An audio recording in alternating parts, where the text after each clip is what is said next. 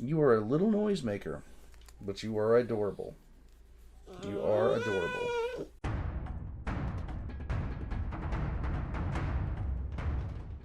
Hey, Warpugs. So today we got something a little bit special. This is something from Mr. Illustrated, and it involves one of my favorite SCPs, 999, and the old man, 106. Now, if you take a list of my favorite SCPs, these both are on it.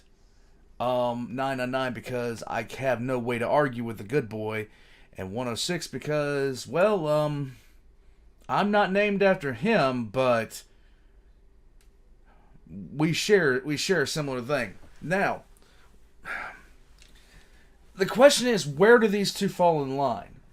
Who do I think would win in a fight between these two? It's actually kind of terrifying considering what 106 actually is, and what he's capable of, and what he has done in the past. It's not exactly good stuff. It's not exactly friendly material. Warpugs, one of the things that I have loved about SCP is what you can do with it for storytelling and narrative. But this is a matchup I'm interested to see just because of how powerful 106 actually is. So, we're going to jump into it. Let's go. Like, comment, subscribe. Check the links down in the description below. Check out Patreon and merch and yeah. Also, if you look right over this shoulder, you'll see an example of Mr. Illustrated's merchandise. That painting I wanted for 9 months, 10 months, 11 months before I actually got it. And yeah, it's going to hang up wherever I'm at from now on. Here we go. Good day everyone, I lost a bet with my patrons during a gaming night, so I had to make this video. Okay. This is the Tickle Monster versus the Old Man. We are continuing with the previous two 106 and 999 videos in mind. Those being the ones where 106 and 035 are brothers, and the one where 999 destroyed 035. Check out the pinned comment to get your own adorable Tickle Monster plushie, and let's get started. Hold on. There's the boy. Look at the boy! Anyhow. Excerpt from A is for Anomaly and Survival is Not Just For You by Dr. Stanford. In the event of a breach by SCP-106, the entirety of Site-19's non-military personnel are to be evacuated and relocated to adjacent Site-19B. Valid exit points are Gates A and B. Gate C is not to be used, as it is too close to the containment cell for SCP-106. In the event that you are unable to escape Site-19 in time, please attempt to flee from SCP-106 for as long as possible. Your sacrifice will be used to gain time for other trapped individuals. Isn't that wonderful? Once captured, attempt to remain conscious as long as possible. You are encouraged to display a fear response. Really? This will extend the time until 106 finishes hunting you, and will therefore further delay selection of another target. SCP-106 generated discharges and decayed products are extremely hazardous to human life. Few individuals have escaped once exposed to them, but all of those report a sense of being watched through the remainder of their lives. If you experience these symptoms, or believe that you hear a low laugh during your dreams, please report these experiences to your administrative contact. And you'll be promptly designated as a D class and used for experimentation. Congratulations, because you're already dead, you just don't know it yet. Dr. Amanda Dalton, cryptozoologist, was running for her life near Gate C of the heavy containment zone for Site-19. The creature chasing her was one she had a vague passing familiarity with. The safety books had outlined the proper procedure for extending your life when captured in its web, but there was nothing about how to avoid being caught in the first place. Nope. When she'd asked, the only response was, "Don't draw 106's attention in the first place. That's the best thing you can do." So when she spotted his blackened, cracked skin down the hallway just outside her office, she tried her best to just ignore it, but the creature disappeared from her periphery as soon as she looked away from it. And when she turned around, he towered over her. Yay. Then he wrapped his sickly-looking arms around her while looking at her with a dead man's grin. She trembled in his grasp as she sank into the floor. There was nothing but darkness. The black, sticky substance began to move on its own accord, trying to pry its way into her mouth, into her nostrils, her closed eyes. Everything about her was covered in this disgusting acid, and it burned her. So much so that it was almost a relief when she fell like a bag of bones on the floor of some sort of medical bay. She didn't recognize it. The tools and devices looked alien, with angles that made no sense. Strapped to the table in front of her was someone with a green sheet pulled up over their head. Amanda coughed up the black bile that had invaded her throat and vomited. Then she shivered on the ground for a few minutes as she gathered herself. "Remember your training," she said to herself. Feeling a surge of intense emotion, she stood up and walked towards the operating table. She pulled down the sheet to identify the body in front of her. It was her. Blackened pockmarks ruined the face, black veins ran up and down the arms, but this was her. This was her. Then the body on the table sat up suddenly, throwing Amanda back. She tripped over the small device table behind her and landed on her behind. The dead Amanda looked down at her, the operating room light like a halo behind her. The dead body smiled, and the smile twisted into the rictus grin of the old man who trapped her here. The face she looked at was slowly replaced with his. Great. Her eyes never adjusted to the light shrouding its blackened skull. His eyes and teeth shined white in the darkness. At that moment, she fell through the world again, this time back into Site-19, but a different place, further away from any of the gates that held either the mercy of escape or the safety of the armed squads that would be descending on this place shortly. She squinted as her eyes began to adjust to the light anew. Two faces looked down at her. An alien orange blob half the size of a cow stood next to a man wearing Foundation security armor in a ruined meeting room. The man reached a hand down to Amanda to help her up. Excerpt from A is for Anomaly and Survival is Not Just For You by Dr. Stanford. Following 999's termination of 035, it was determined that 999's threat level should be increased. I do not personally believe the entity poses any threat to our continued operation, and likely will continue to protect those it deems worthy. But I will say, given all that we do know, there is a non-zero chance that 999 is capable of terminating any anomaly it comes into contact with. We've yet to see that in action, but ironically that would be a greater threat to Foundation operation than any other potential danger. If you find yourself in danger and 999 offers help, it's advisable to take that help. In the end, I'd rather have living staff than living anomalies, but only just. If you have other options, use those instead. This is a bad idea. Joseph Merriweather pulled up his riot shield and charged forward. The security officer was the last person in this section of the site, and he knew that it would be up to him to hold off SCP-106 until backup could arrive. The old man looked perplexed as the brash security officer smashed his way forward, then was doubly confused when he bowled over the old man, knocking them both to the ground. The boardroom was already well destroyed by their back and forth, but this was getting ridiculous. Fight back! SCP-999 jumped SCP-106 from behind. The entities locked into a contest of strength before the old man just barely managed to throw the little creature to the floor, but it didn't remain small for long. The fight between 106 and Merriweather had generated a lot of black acidic goo all around the room. As 106 disappeared into a pocket dimension, 999 began to absorb the substance, growing larger and larger. It almost seemed like this thing had experience with this sort of problem, and it effortlessly cleaned up the room. By the time it was done, the little creature, originally about the size of a large dog, was a mass of orange goo. Merriweather went over and placed a hand out, letting a pseudopod reach from the central mass and land on his hand. He felt that familiar warmth wash over him. It was rejuvenating. Half an hour had already passed with Joe and this creature repeating the same cycle every time the old man appeared. He had to hold out just a little longer. A D-class would be put in the femur breaker before long, and then the old man would be imprisoned once more. The creature gave... Hooray. Hooray. Put the D-class in the femur breaker, let's go. Oh, God. Joe a smile, and he was certain he could hear the words, "I will keep you safe, Joe," in his head. And the two of them were still sitting there in the dim red emergency power light half an hour later, when Amanda popped through a black mass of a hole in the ceiling. Excerpt from A is for Anomaly and Survival is Not Just For You by Dr. Stanford. The suspected relations between 035 and 106 is still unconfirmed, but it should be noted that following 035's termination, 106 became extremely active.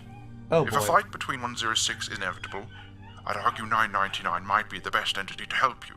Or we could be getting this all wrong, because if they were related, 035 was the little brother of the two. It's possible that 106... Listen to them. I got a lot of noise in the background. I'm sorry, guys. ...is too powerful for 999's abilities to overcome. We won't know until that happens. I suspect that out of simple revenge, 106 may force the issue soon. Don't be between them when it happens. SCP-106 followed Amanda out of the hole and landed just above her. Joseph had no time to react as a hand snaked out and sunk into his chest. Ow. The man and the monster looked into each other's eyes as 106 crushed the man's heart. The security officer collapsed to the ground in a pile of regrets. Then 999 leapt into action. The creature was bigger now than during their last encounter. 106 saw it coming but spent just a moment too long savouring the kill. The mass of orange jelly landed on his face and covered him up. There was a smell in the air, like plastic burning. 106 laughed and sank into the floor. 999 followed. 999 was angry. He hadn't felt anger like this since when he encountered... Hold on a second. I got a lot of barking in the background. 1 second. Let me fix that. I do apologize. So, this is Licorice, aka Squeaker.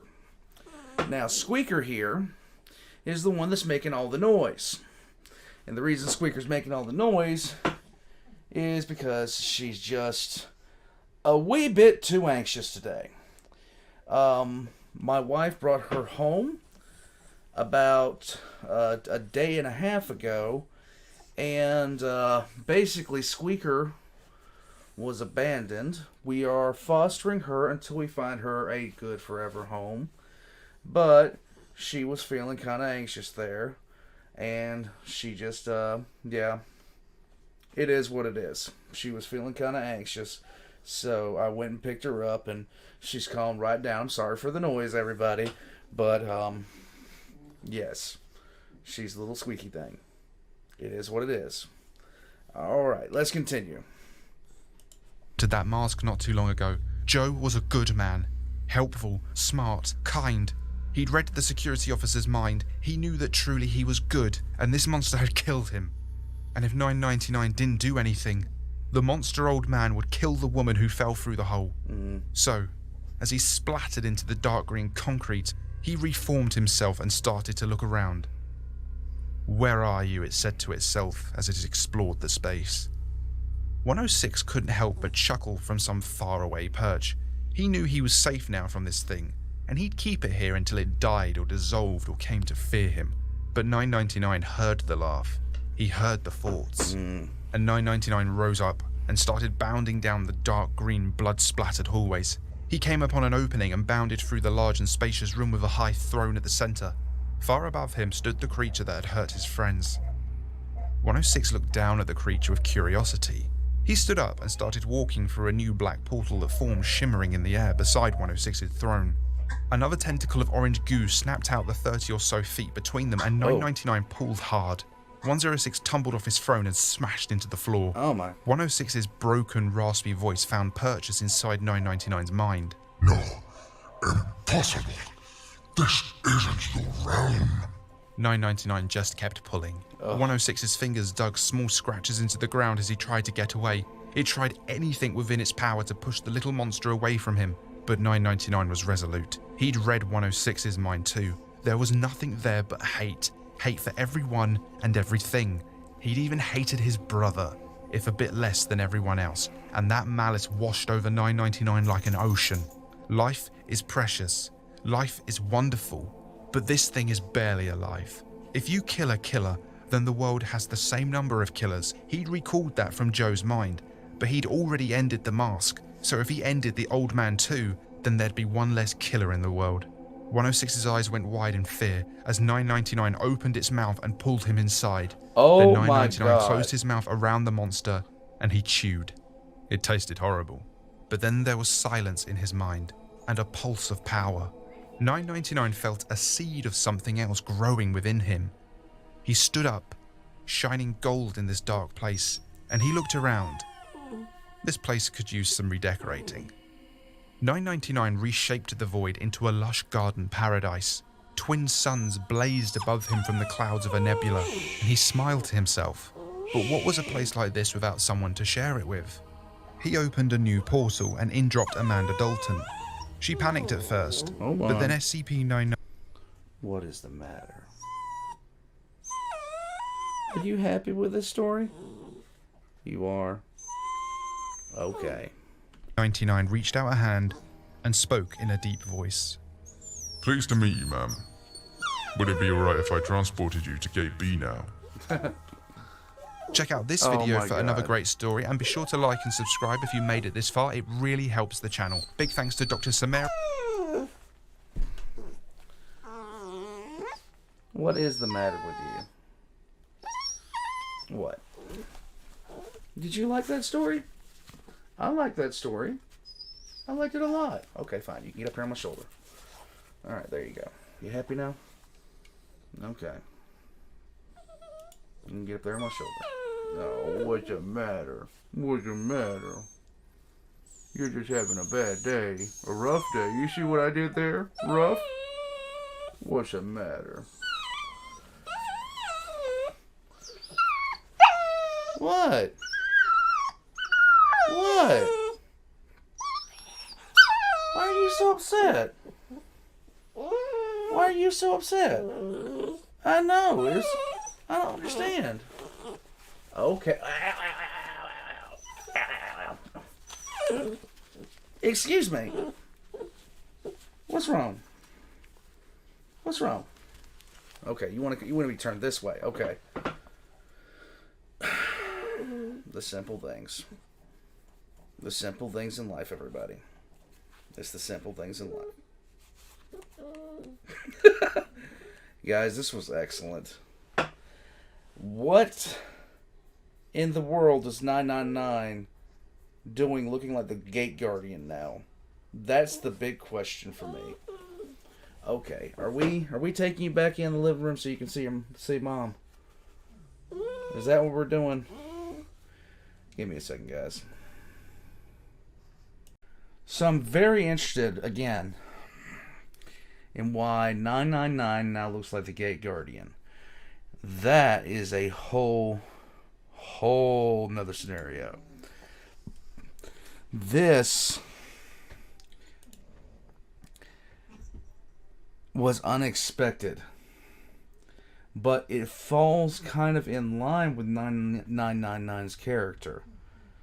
I wonder if the same abilities that 999 had before are there, as far as him being able to make people feel relaxed, calm, with their burdens kind of released. I'm wondering if those same abilities exist now, or if they've been superseded. But that's going to have to wait until the next one. Until then, more bugs, check the links in the description down below. Like, comment, subscribe, all that kind of stuff. I will catch you guys next time.